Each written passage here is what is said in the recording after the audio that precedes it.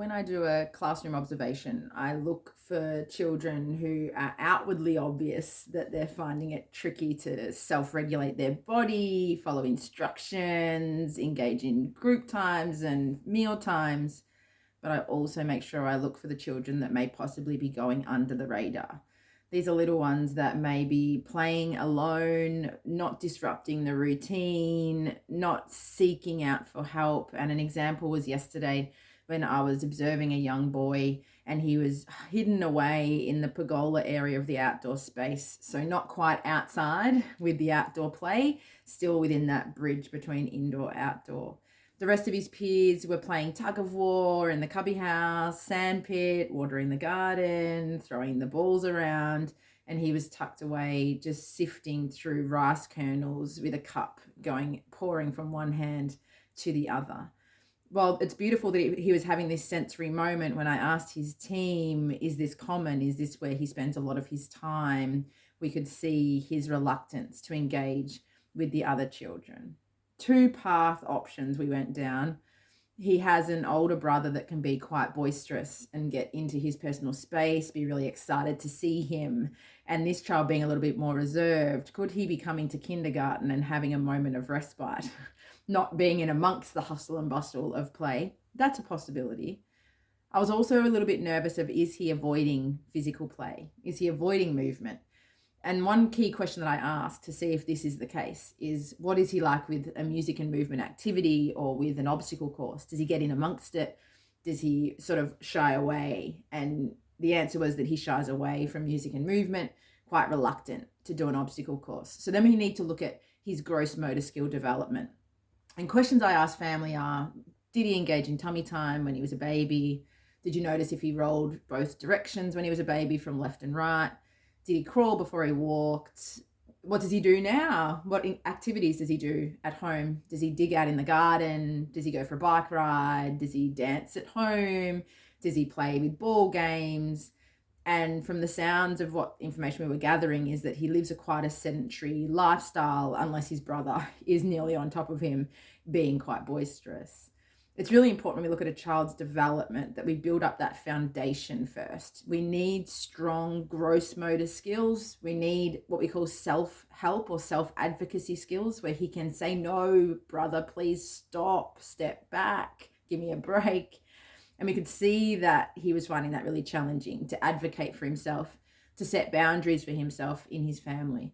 So in these moments where the child is finding it difficult to motivate themselves to engage in something a little bit more tricky, to move their body, to explore their world, it becomes our role where we may need to structure it for them.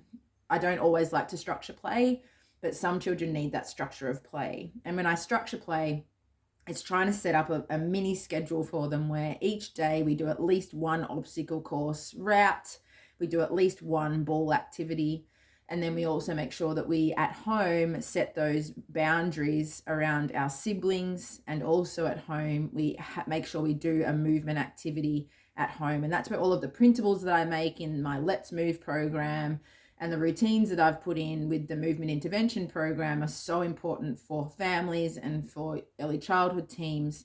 Not every child will go out and seek their environment. Not every child will go out and move their body. But if we're not giving our body movement, then we become more reserved because we're nervous of tripping over, dropping the ball in front of our friends, not being able to climb that A-frame. And if we're nervous of our coordination, then oftentimes we may become nervous of trying new things, especially with peers around us. So if you're thinking this of a certain child that you either you love and they're a part of your family, or that you support in your work, it's really important to work out, where is this coming from? Are we avoiding music and movement because it's too loud and it's overwhelming my sensory systems? Am I avoiding the movement because I'm nervous that I'll make a mistake, that I'm struggling to coordinate my body, especially knowing that lots of music and movement activities, the music is really fast? Am I avoiding music and movement because this large group is socially overwhelming? And if any of that is the case, we just break it down into achievable pieces for them. Music is still fantastic, But does music have to be with a big loud speaker in a really large group? Or can we take music out into the small space? So when he's pouring the corn kernels from one cup to another, could we put a beat, a metronome beat, or a natural classical music beat to that movement? If we're nervous of coming into the space because it's too loud, could we create more softer spaces outdoors? So we're not hiding away in the pergola area because it's too loud. Could we have small garden nooks where the garden, the nature is protecting those sounds a bit?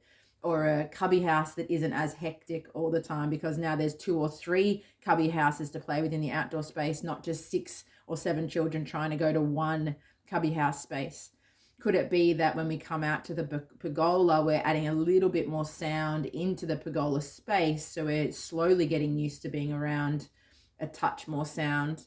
And also at home, how can we add more rhythm activities, more sound, more sensory play at home so that his sensory system is building up that skill in a familiar environment rather than in a stressful social environment?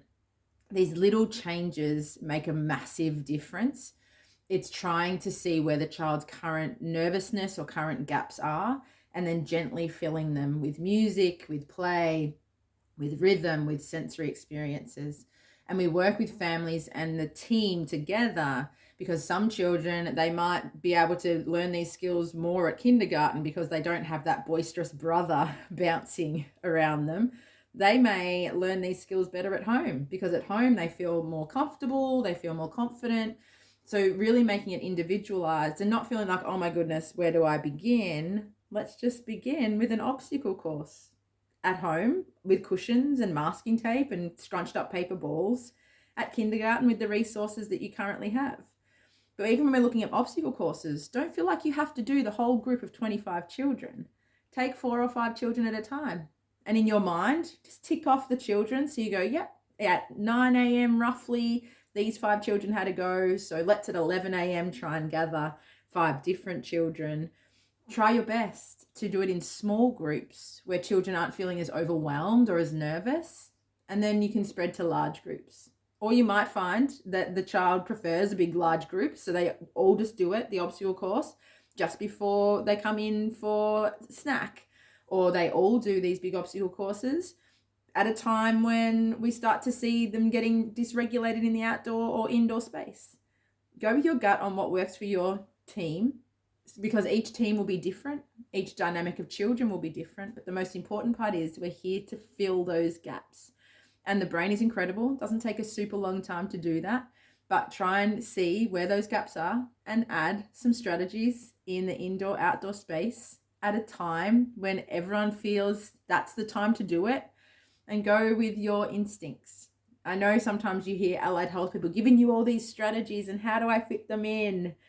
1 goal a day. Today's goal is I'm going to make sure that this little one may come a little bit out of their comfort zone from the pergola, maybe out to the sand pit.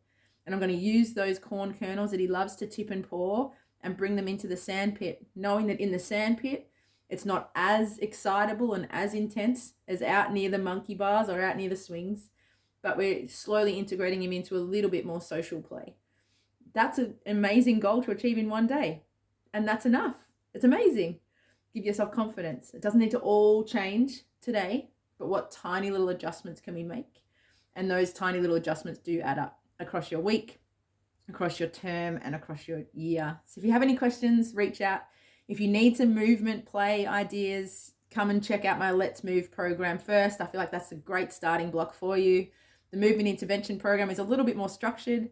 The Let's Move program is a little bit more flexible. Always here if you have any questions. And thank you so much for tuning in.